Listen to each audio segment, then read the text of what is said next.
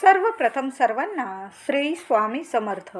दिनांक 28 फेब्रुवारी रोजी म्हणजे बुधवारी संकष्ट चतुर्थी आलेली आहे। आपल्याला महिलांना खास असे उपाय या दिवशी करायचे आहे आणि खास करून मुलांच्या परीक्षा सुरू आहे म्हणून आईने मुलांसाठी असे काही उपाय करायचे आहे आणि आपल्या घरातली नकारात्मकता दूर करण्यासाठी संध्याकाळी संकष्ट चतुर्थीच्या दिवशी संध्याकाळी उंबऱ्यावर असा धूर करायचा आहे ज्यामुळे घरातली गरिबी, दारिद्र्य असेल, संकट असेल, दुःख, पीडा निघून जातील। कोणते बरं ते उपाय आणि कोणता असा धूर आपल्याला आपल्या घरात संकष्ट चतुर्थीला करायचा आहे जाणून घेण्याआधी तुम्ही आपल्या चॅनलवर नवीन असाल कृपया आपल्या चॅनलला नक्की सबस्क्राईब करा। तर 28 फेब्रुवारीला संकष्ट चतुर्थी आलेली आहे। माघ महिन्यातील ही संकष्ट चतुर्थी खूप खास आहे। प्रत्येक विद्यार्थ्याने म्हणजे आता परीक्षेचा काळ सुरू आहे। प्रत्येक विद्यार्थ्याने या दिवशी लवकर उठून गणपती बाप्पाची पूजा करायची आहे। तुमच्या घरातील मुलं जर मोठी असतील तर ह्या दिवशी बाप्पाला अभिषेक पूजा करणार असाल तुम्ही मुलांकडून करून घेतली तरी चालेल, मुलं नसेल करत तुम्ही केलं तरी चालेल। तर विद्यार्थ्यांनी या दिवशी बाप्पासमोर 21 दुर्वा ठेवून एक तुपाचा दिवा लावून किमान 11 वेळा तरी अथर्व शीर्षाचा पाठ करायचा आहे। हमखास परीक्षेत चांगले यश प्राप्त होईल। तुम्हाला मेहनत तर घ्यावीच लागणार आहे, पण काही वेळा काय होतं, मेहनत घेतो आपण, अभ्यास करतात तुम्ही, पण ऐन परीक्षेच्या वेळेस तुम्हाला काहीतरी आठवत नाही आणि एखादा मोठा 4-5 मार्काचा प्रश्न असेल तो विनाकारण सुटून जातो, राहून जातो। मग अशा वेळी काय करायचंय तुम्हाला, संकष्ट चतुर्थीला गणपती बाप्पाला 21 दुर्वा स्वतःच्या हाताने चढवा आणि एक तुपाचा दिवा लावून बाप्पासमोर घरात करा हा उपाय किंवा मंदिरात करा। तुम्हाला मंदिरात जायला वेळ नाही भेटला, परीक्षेचा काळ आहे, तुम्हाला अभ्यासासाठी वेळ हवा असेल तर 11 वेळा तुपाचा दिवा लावून अथर्व शीर्षाचा पाठ करायचा आहे। हमखास परीक्षेत चांगले यश प्राप्त होईल। आता तुम्ही म्हणाल एवढे 11 वेळा पाठ मुलांना जमणार नसेल, किमान मी तर म्हणेल 11 वेळा, काही वेळ लागत नाही, अगदी 2-4 मिनिटात अथर्व शीर्ष होऊन जातं। पण 11 वेळा तर केलं तर चांगलंच, पण नाही जमलं तर 1 वेळा तरी तुपाचा दिवा लावून 21 दुर्वांची जुडी, एखादं लाल जास्वंदाचं फूल मुलांकडून अवश्य बाप्पाला चढवून घ्या, वाहून घ्या आणि अथर्व शीर्षाचा एक पाठ फलश्रुतीसह अथर्व शीर्षाचा पाठ मुलांकडून बोलूनच घ्या, पाठ करूनच घ्यायचा आहे।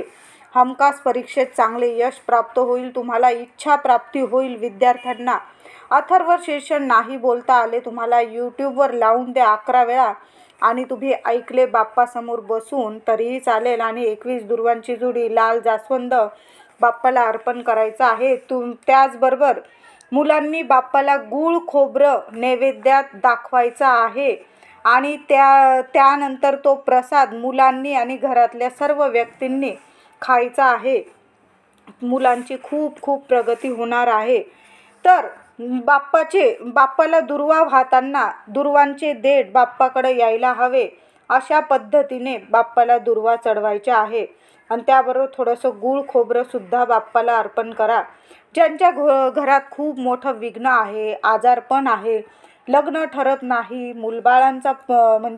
मूलबाळ होत नसेल किंवा मुलं मोठे असतील ते खूप त्रास देत असतील, विनाकारण वाईट संगतीला लागत असतील, आईला खूप त्रास होत असेल, त्यांनी संकष्ट चतुर्थीला 21 मोदक तयार करून मंदिरात जाऊन अर्पण करा। मोदक करणे शक्य नसल्यास 21 गुळाचे खडे गूळ किसून घ्या आणि त्याला 21 मोदक बनवून गुळाचे त्याचा आकार देऊन घ्या मोदकाचा गुळाला आणि ते गणपती बाप्पाला अर्पण करायचे आहे। 21 ते गुळाचे मोदक अर्पण करताना त्या मोदकांवर सुद्धा तुम्ही थोड्याशा दुर्वा ठेवायच्या आहे आणि मग गणपती बाप्पाला ते गुळाचे किंवा तुम्ही केलेच तळणीचे मोदक करा, उकडीचे मोदक करा, त्यावर सुद्धा दुर्वा ठेवून मग तो नैवेद्य बाप्पाला अर्पण करायचा आहे। आपण श्री सत्यनारायणाचा महाप्रसाद बनवतो तेव्हा तुळस ठेवल्याशिवाय जसा आपला प्रसाद पूर्ण होत नाही तसाच तुम्ही कधी पण गणपती बाप्पाला नैवेद्य दाखवताना तुम्ही मंदिरात जा किंवा घरी अर्पण करा, तेव्हा थोड्याशा 5, 7, 11, 21 दुर्वा त्या नैवेद्यावर ठेवायच्या आणि मगच तो नैवेद्य गणपती बाप्पाला दाखवायचा. त्याशिवाय आपला नैवेद्य पूर्ण होत नाही. म्हणून ह्या संकष्ट चतुर्थीला तुम्ही गुळ खोबऱ्याचा नैवेद्य दाखवा, गुळाचे 21 मोदक बनवा किंवा तुम्हाला जे मोदक बनवता येईल ते बनवा, पण त्यावर दुर्वा ठेवूनच गणपती बाप्पाला आपल्याला नैवेद्य अर्पण करायचा आहे.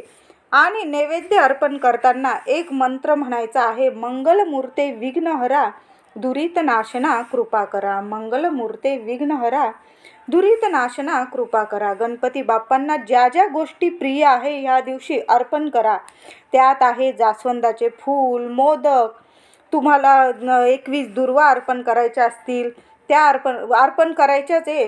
त्याबरोबर तुम्हाला डाळिंब भेटलं एक तर डाळिंब अर्पण करा. डाळिंब नाही भेटलं एखादं श्रीफळ म्हणजे एखादं नारळ मनातली इच्छा बोलून तुम्ही बाप्पाला अर्पण करायचं आहे. त्याचबरोबर तुमची मुलं हट्टी असेल, अभ्यास करत नसेल, त्रास देत असेल, त्यांनी संकष्ट चतुर्थीला त्यांना देवघरात जवळ बसवून अथर्वशीर्ष बोलून घ्या किंवा त्यांच्याकडून गणपती स्तोत्र बोलून घ्या. काहीतरी एक गणपती अथर्वशीर्ष किंवा गणपती स्तोत्र आपल्या मुलांकडून रोज संध्याकाळी रोज शुभम करोती कल्याणम बोलताना एक वेळा गणपती अथर्वशीर्ष गणपती स्तोत्र आपल्या मुलांना सवयच लावायची. आधीच्या काळी आपल्या आजी आजोबा आई वडील जसं आपल्याला जवळ बसवून आपल्याकडनं नामस्मरण वगैरे बोलून घेत असे तसं आपल्याला मुलांना सुद्धा चांगले संस्कार द्यायचे आहे. म्हणून मुलांकडून गणपती स्तोत्र रोज बोलून घ्या तुम्ही शुभम करोती बरोबर. बघा तुमची मुलं किती छान प्रगती करतील. नसतील ऐकत आईने स्वतः उपाय करा. आईने स्वतः जर आपल्या देवघरात बसून मंत्र जप केला वगैरे घरात तरीही चालेल. मुलं काही वेळा नाही ऐकत, हट्टीपणा करता, आईने उपाय केले तरी चालेल. संकष्ट चतुर्थीला सकाळी गणपती बाप्पाला अभिषेक घालायचा आहे. दुधाने घाला, पंचामृताने घाला, त्यानंतर स्वच्छ पाण्याने घाला, अथर्वशीर्ष बोलून अभिषेक घाला. नाहीतर तुम्हाला गणपती बाप्पाचा जो मंत्र जप येत असेल तो पठण करून बोलून अभिषेक घाला. नंतर ते थोडंसं तीर्थ आपल्या मुलांना आंघोळ घातलेले, स्नान घातलेले, अभिषेक घातलेले तीर्थ गणपती बाप्पाचे आपल्या मुलांना तीर्थ म्हणून प्यायला अवश्य द्या. मुलांच्या स्वभावात खूप फरक दिसून येईल. प्रत्येक संकष्ट चतुर्थीला आईने हा उपाय करा. तुम्हाला मुलांची बुद्धी चांगली होईल. प्रत्येक चतुर्थीला हा उपाय आईने करावा. संकष्ट चतुर्थीला प्रत्येकाने आपल्या घरात हा महत्त्वाचा उपाय करायचा आहे. तुमच्या घरात नकारात्मकता असेल त्या वाईट ऊर्जेला बाहेर काढण्यासाठी आपल्या घरात सुख समृद्धी नांदावी. आपल्या घरात कायम माता लक्ष्मीचा स्थायी वास निर्माण होऊन घरातून गरिबी कायमची निघून जावी, घरामध्ये पैसा यावा अशी ज्यांची इच्छा आहे अशा सर्व माझ्या मैत्रिणींनी हा उपाय करायचा आहे. तुमच्या घरात जर खूप भांडणे कटकटी होत असेल त्यांनी सुद्धा हा उपाय करा. विनाकारण आजारपण येत असेल त्यांनी सुद्धा हा उपाय करा. मी म्हणेल सर्वांनी करा. त्यासाठी आपल्याला कापराच्या वड्या घ्यायच्या आहे. 4-5 कापराच्या वड्या घ्या.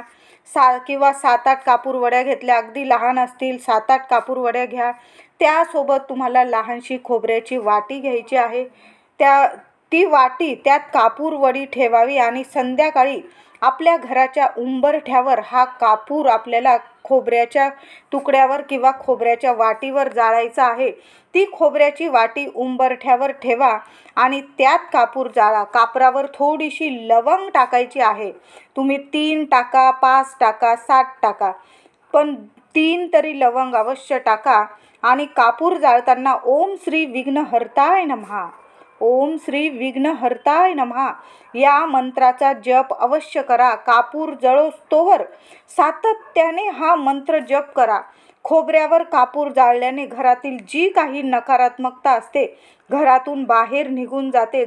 जशी तुमची खोबऱ्याची वाटी आणि कापूर जळेल त्या धुराने, त्या वासाने वाईट शक्तींचा खात्मा होतो, नाश होतो.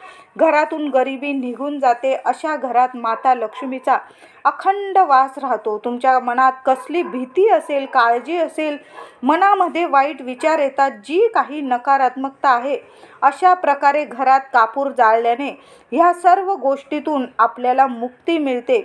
ह्या सर्व वाईट गोष्टींचे दहन या कापरासोबत होऊन जाते. म्हणून अवश्य अशा पद्धतीने संकष्ट चतुर्थीला आपल्याला कापूर जाळायचा आहे. नंतर ती खोबऱ्याची वाटी घरात आणायची चूक करू नका. ती खोबरे वाटी विसर्जन करून टाका. नाहीतर एखाद्या झाडाजवळ टाकून दिली, किडे वगैरे पशु पक्षी खाऊन जातील. ती काही वाया जाणार नाही तुमची वाटी. आणि तुम्हाला एवढी खोबऱ्याची वाटी परवडत नसेल जाळायला, तुम्ही खोबऱ्याचा छोटासा तुकडा जरी घेतला, म्हणजे एवढा तुकडा घ्या ज्यात कापूर जाळता येईल तुम्हाला, असा तुम्हाला कापूर जाळायचा आहे. तर हे उपाय करा. अशा प्रकारे कापूर जाळायचा आहे आपल्याला घरात. विद्यार्थ्यांनी सुद्धा गणपती बाप्पाला अवश्य 21 दुर्वा अर्पण करा. मनातली इच्छा बोला. तुम्हाला परीक्षेत अवश्य यशस्वी व्हाल, गुणवंत व्हाल तुम्ही. व्हिडिओ आवडला असेल लाईक करा, शेअर करा, चॅनलला कृपया सबस्क्राईब करा. धन्यवाद.